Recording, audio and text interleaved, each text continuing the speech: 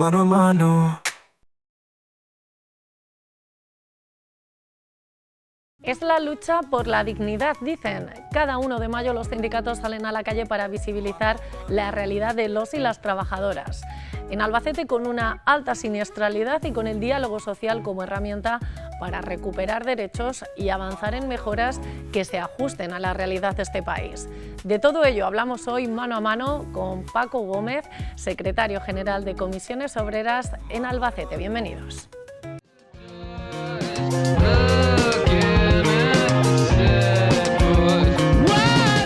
Este 1 de mayo, Comisiones Obreras invita a la movilización. Bajo el lema Derechos, no trincheras, quieren convertir este día también en un grito de paz. Las guerras amenazan la estabilidad mundial con un drama inadmisible al que la clase trabajadora dice no. En nuestro país, además, con otras reivindicaciones latentes, unos salarios que no se corresponden al precio de vida actual, sobre todo en vivienda. El alquiler o la hipoteca no debería superar el 35% de nuestro salario y a día de hoy hay quien invierte más del 60% del sueldo, un problema estructural directamente relacionado con las negociaciones de los convenios colectivos. Eso sí, Comisiones Obreras ya ha asegurado que no firmará un solo convenio sin revisión salarial, y eso en Albacete está costando y mucho con la hostelería. Problemas enquistados y relacionados con una clase social cada vez más empobrecida y demasiados motivos para salir a las calles este 1 de mayo. De todo ello hablamos hoy mano a mano con Paco Gómez, secretario general de Comisiones Obreras en Albacete. Bienvenido.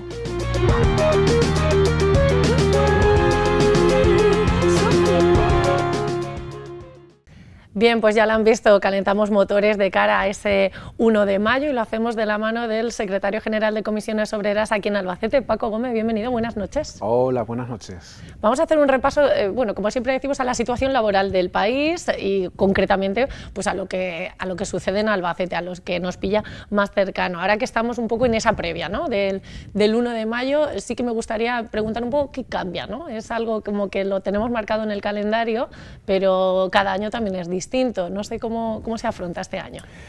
Pues mira, decir que este año es más importante que nunca reivindicar los derechos es decir lo que decimos todos los años, pero sí que es verdad que hay elementos que hacen que este 1 de mayo en 2026 sea un tanto especial, y es evidente que se debe a la situación de negociación colectiva, a la situación geopolítica que hay a nivel internacional y también, sobre todo, a nivel político, con la polarización que se está produciendo en este país, debido sobre todo a los discursos de odio, pues hacen que sea más importante reivindicar derechos, reivindicar ese estado de bienestar, ese modelo que queremos las personas trabajadoras, y hacerlo en la calle en el 1 de mayo pues es lo que corresponde. Paco, ¿cómo se combate todos esos discursos que a nivel sindical atacan directamente? Es decir, cuando nos tienen acribillados por redes sociales, por medios de comunicación, con todo tipo de luchas, ¿cómo un sindicato como Comisiones Obreras pues toma también ese papel de tener que contrarrestar, de tener que ofrecer datos, de tener que estar en la palestra para desmentir también esos mensajes? Pues mira, lo primero es tomar conciencia de que esta situación nos ha arrollado, por decirlo de alguna manera, y reaccionar ante la situación. Es evidente que los discursos de extrema derecha, los discursos racistas, machistas, homófobos, de enfrentamiento intergeneracional, se vienen produciendo desde hace años, y que también es verdad, y esto lo digo con dolor, que quizá no hemos abordado esta situación a tiempo. Lo tenemos que combatir con la verdad, lo tenemos que combatir con veracidad, trasladando honestidad a lo que hagamos, estando cerca de la gente, resolviendo los problemas de las personas, cambiando la realidad de las personas trabajadoras, y sobre todo con algo muy importante. Tenemos una situación económica que es muy favorable, pero con un problema, que es que no está llegando a las personas trabajadoras, y ahí entran dos aspectos fundamentales. Uno de ellos es la vivienda. Tenemos que empeñarnos en que esta situación cambie y tomar medidas. Ahora seguramente hablemos algo al respecto, o seguro. Y otra tiene que ver con la pérdida de poder adquisitivo que se está produciendo con los convenios colectivos. Aquí creo que los empresarios tienen que actuar con responsabilidad, y nosotros tenemos que actuar con reivindicación y exigiendo que no se pierda poder adquisitivo y recuperar lo que se ha perdido a lo largo de estos años. Pues precisamente vamos a eso, vamos por partes, y quería empezar por eso. Comisiones Obreras dijo: no vamos a firmar ningún convenio sin una revisión salarial. Esto es una premisa para 2026. Es fundamental. Tenemos el año 2021-2022, que no hace tanto tiempo, con IPCs que llegaron al 6,5 y al 5,7%. En estos años y hasta hoy se ha perdido del orden de 6 puntos de poder adquisitivo. Da igual lo que se cobre en la nómina, la capacidad de compra de las personas trabajadoras es de 6 puntos menos que antes del 2021. Por lo tanto, ganamos menos dinero. O sea, tenemos crecimiento económico, un 3%, tenemos una situación en la cual los informes nos indican que las empresas están ganando más que nunca.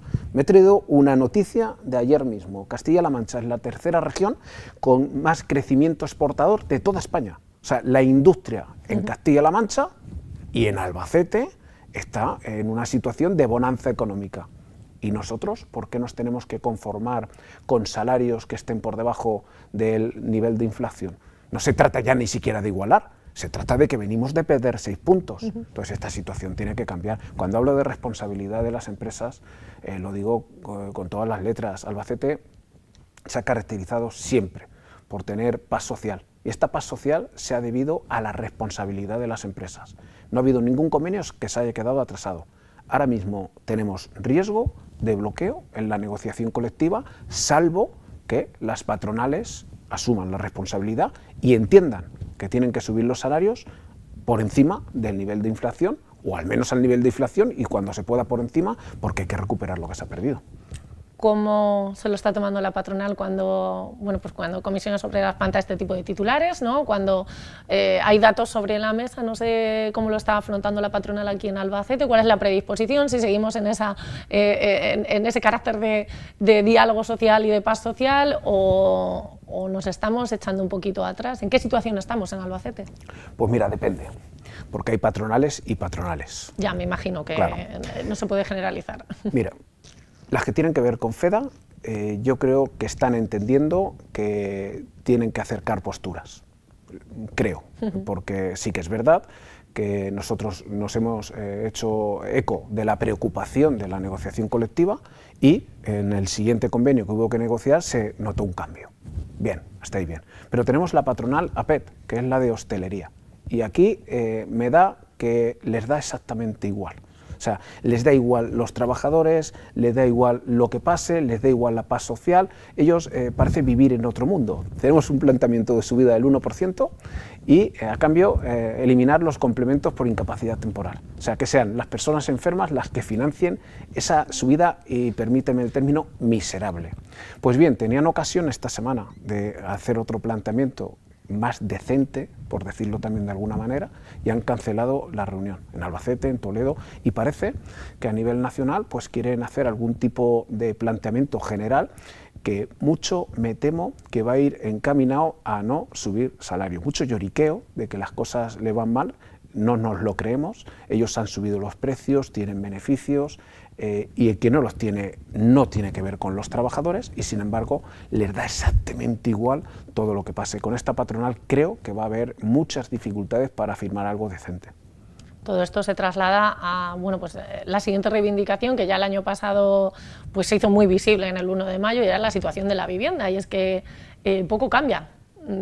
Pocas medidas realmente vemos que hagan cambiar o revertir la situación, o que nos den un atisbo de que puede ir a mejor, o que se va a regularizar de algún modo, y que la clase trabajadora lo sufre porque está invirtiendo en vivienda bueno, muy por encima del 40% de los sueldos, que era lo que se marcaba como lo mínimo vital para mantener una forma de vida normal.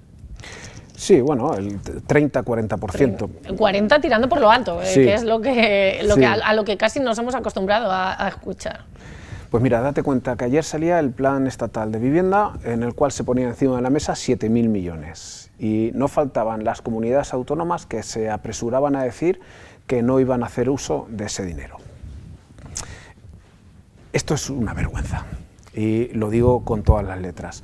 Si las administraciones, y digo todas las administraciones, local, autonómica, estatal, no son conscientes de que tenemos un problema, vamos a seguir o van a seguir utilizando la vivienda como arma arrojadiza a nivel político, a ver quién saca más rendimiento y a quién convencen. Y esto es un problema que está condenando a una generación, cuando menos a una generación, que ya veremos a ver el recorrido, a quedarse sin vivienda y a tener que pagar unos alquileres que son imposibles. Porque pagar 800 euros de alquiler en una provincia donde los salarios rondan en neto 1.300, es que es imposible. No te pueden quedar 500 euros para pagar suministros y para el ocio, bueno, para comer y luego para el ocio, es que es imposible. Entonces estamos en una situación muy complicada.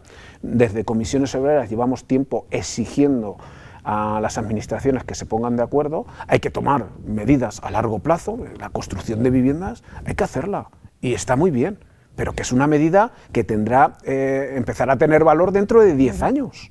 Y las personas que pagan hoy, hay que tomar medidas inmediatas. Hay gente que tiene viviendas en propiedad que no las sacan en alquiler. Esto hay que, de alguna manera, obligar o facilitar.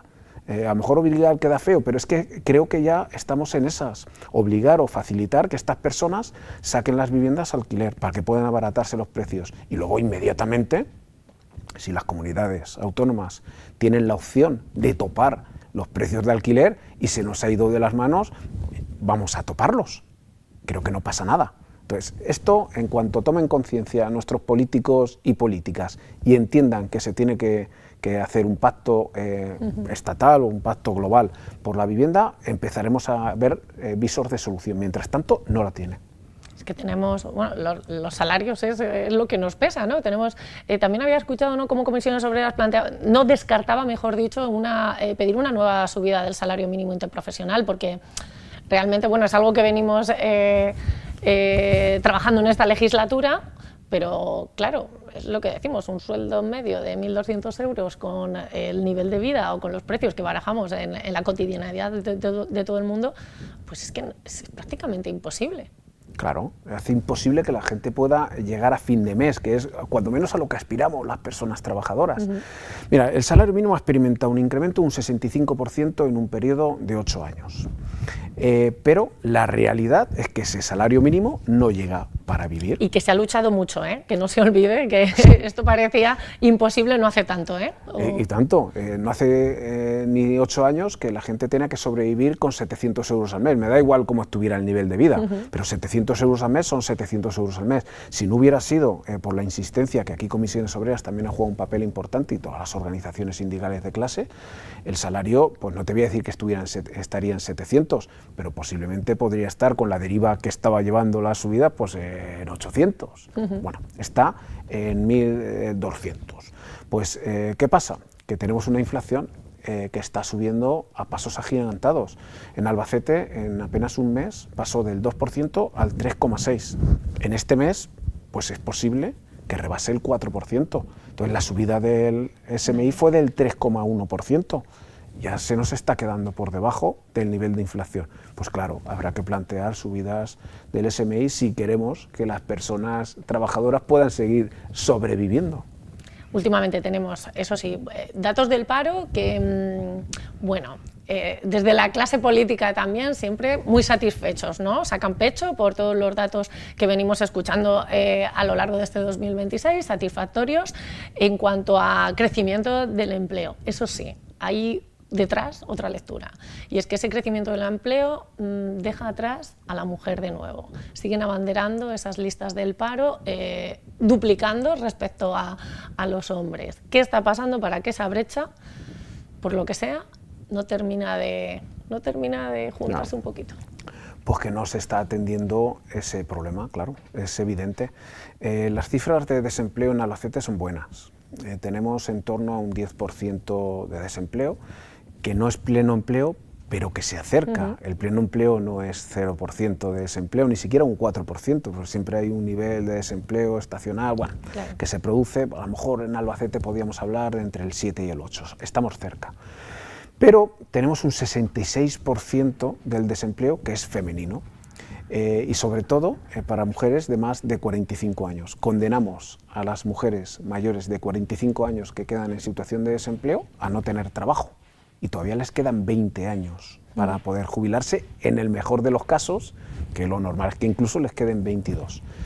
Y nos está abordando. Aquí hablamos siempre de lo mismo, decimos siempre lo mismo, pero hay que hacer planteamientos económicos, con propuestas económicas, con coste, con presupuesto y con medidas que realmente permita que se contrate a más mujeres que a hombres por una situación de necesidad. Porque es que no podemos dejar atrás a gran parte de la población, y menos por el simple hecho de que son mujeres.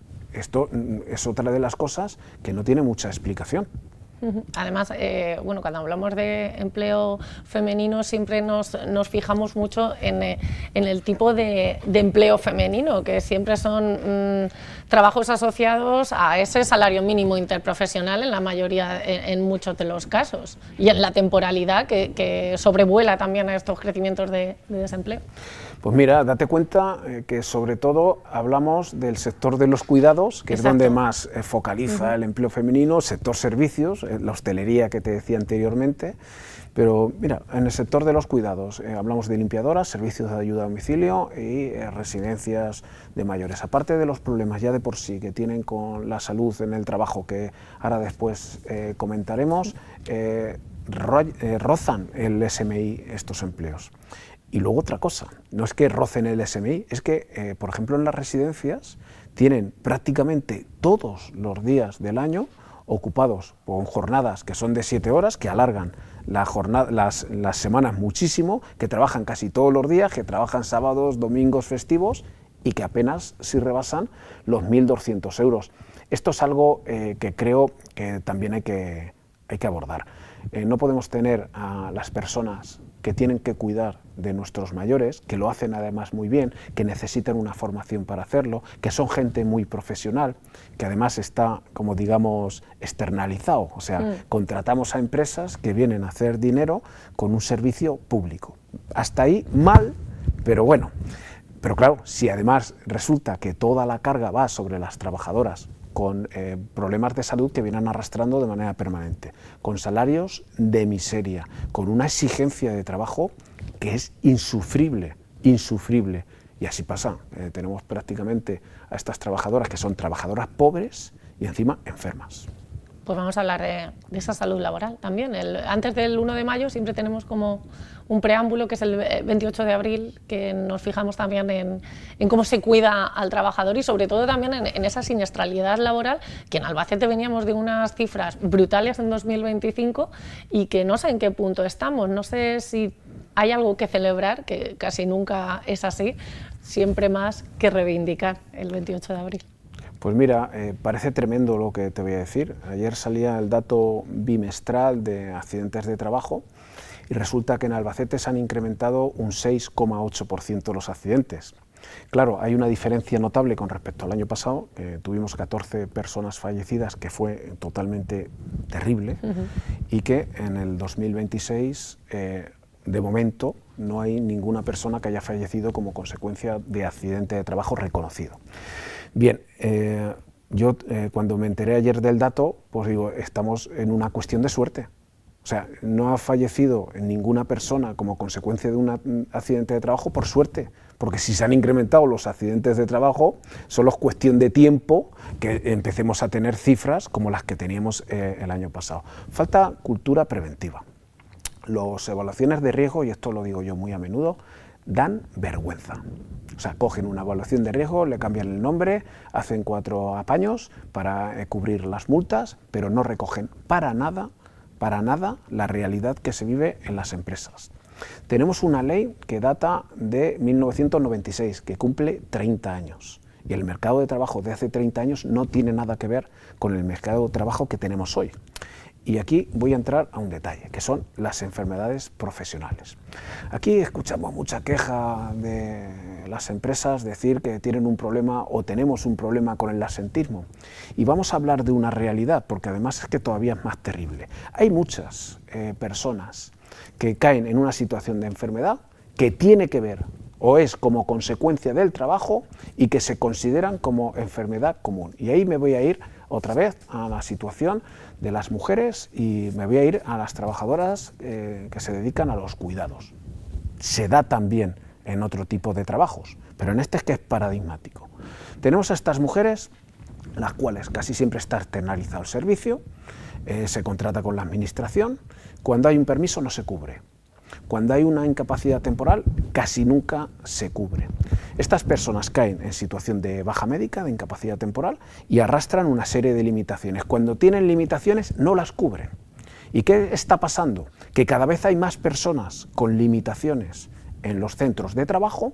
Las personas que no tienen limitaciones son las que cargan de manera irregular con el trabajo que de manera legal no hacen las demás, y entran en un círculo vicioso de bajas médicas. Nosotros les pedimos que cubran las bajas médicas. Ellos nos dicen que no tienen dinero y la administración no se lo exige.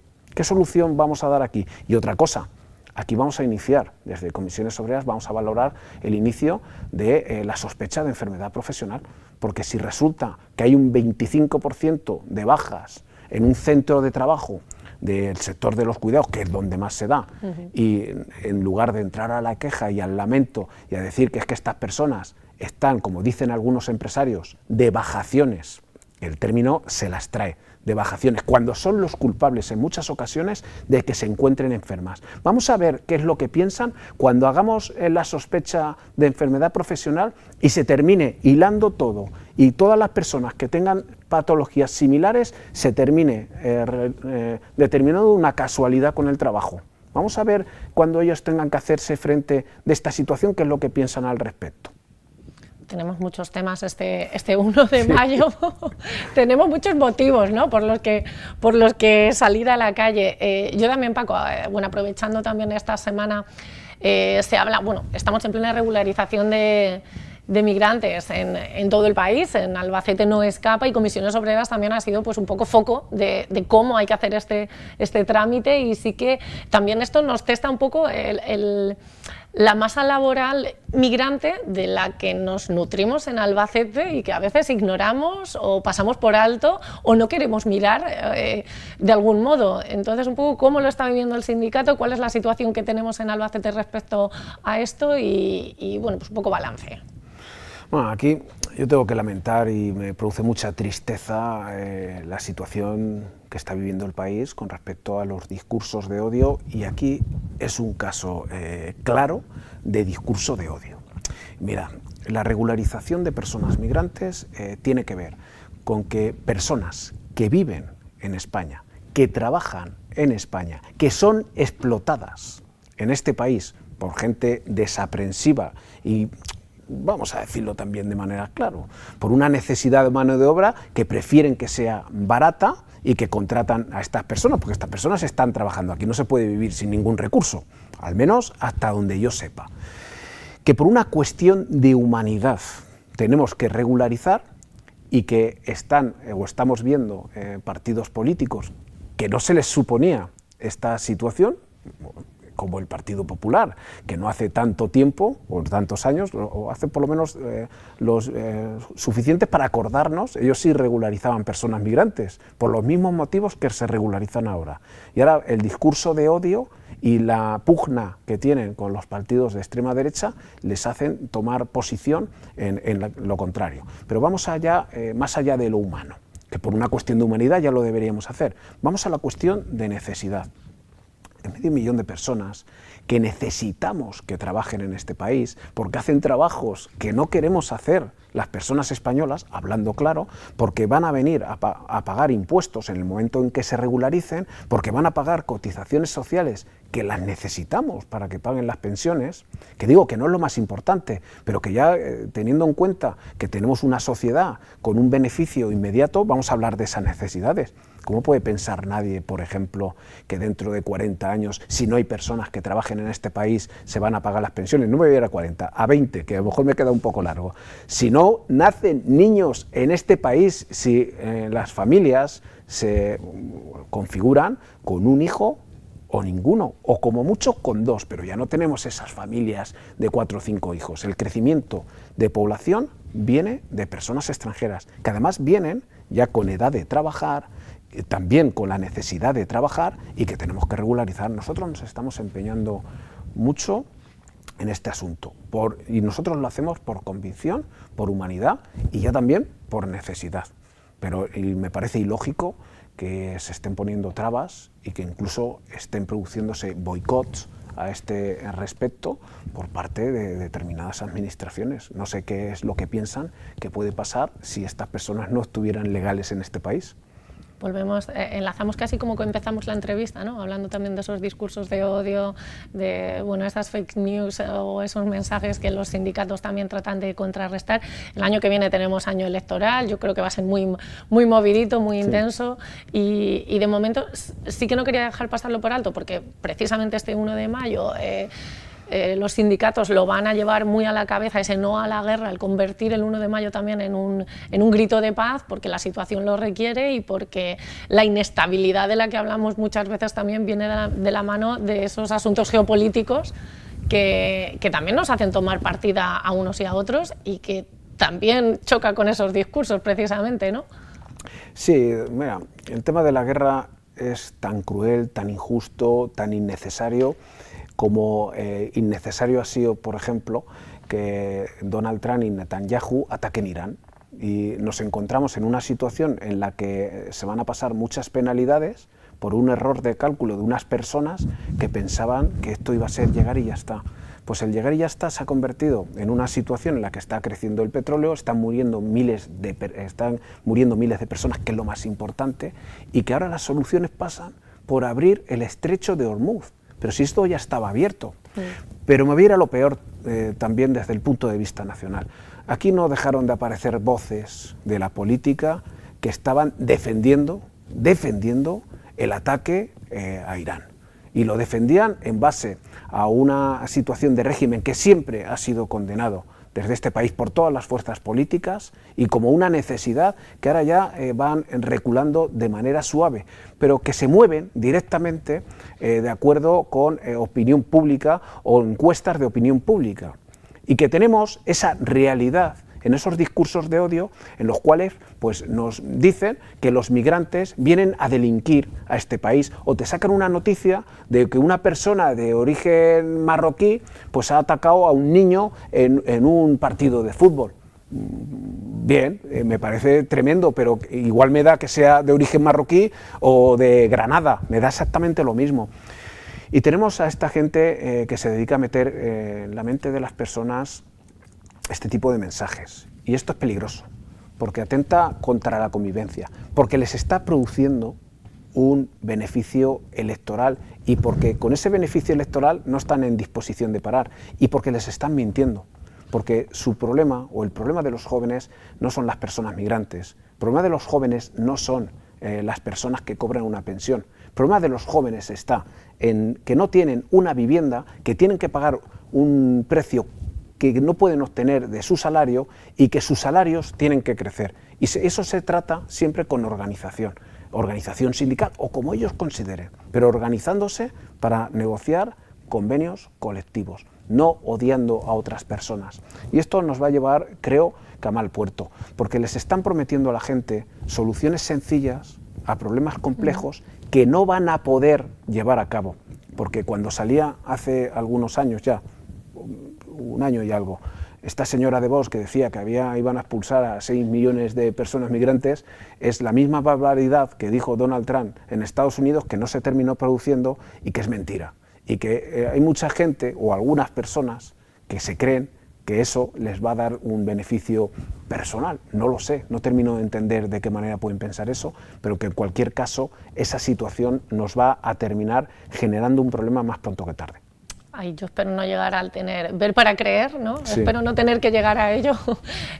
Bueno, pues nos quedamos ya sin tiempo, Paco, pero sí que además la familia de Comisiones Obreras recientemente pues ha tenido un momento, pues eso, de familia, ¿no? En torno a la figura de Juan Antonio Mata, que el pasado sábado llenaba el Paraninfo, pues para recordar también a este líder sindical en la región que ha dejado una huella que es precisamente cómo desde el diálogo y desde la acción con organización, pues se consiguen también esos grandes acuerdos y esa paz social que ha reinado, por ejemplo, en Albacete y que se encarnaba en figuras como la de Mata y como lo que está haciendo Comisiones Obreras, ¿no? Perpetuar el legado, ¿verdad? Sí, claro, es muy importante. Además, el Paraninfo prácticamente lleno fue un ejemplo de lo querido que fue Juan Antonio Mata durante toda su vida y también después de su triste fallecimiento hace algo más de un año.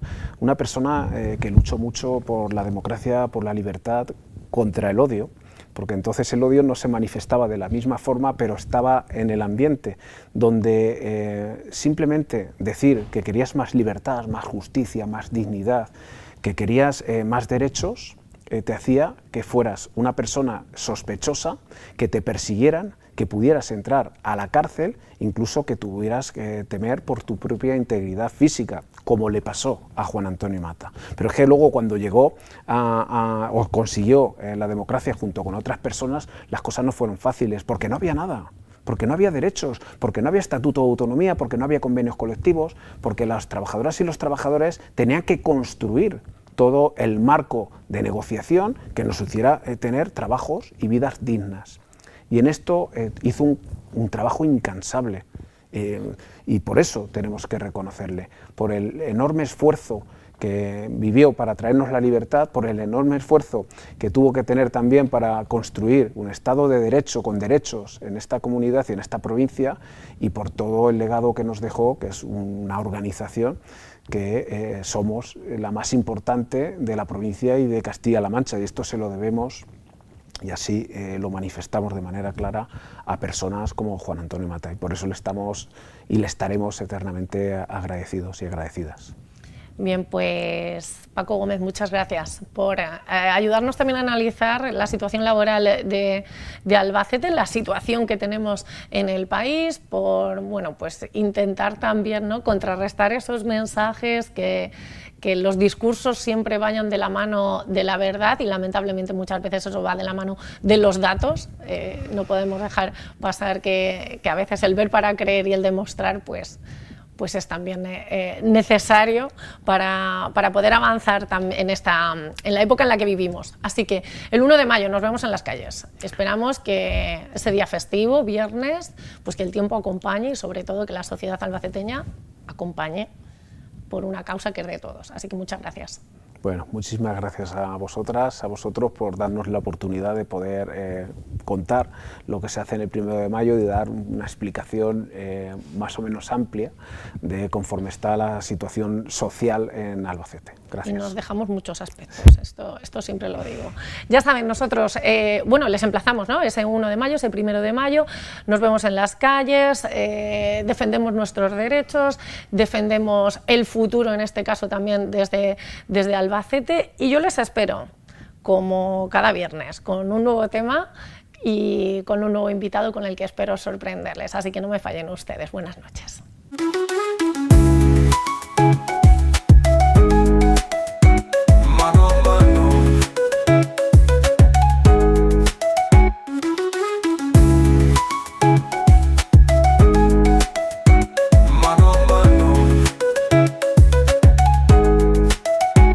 Mano a mano.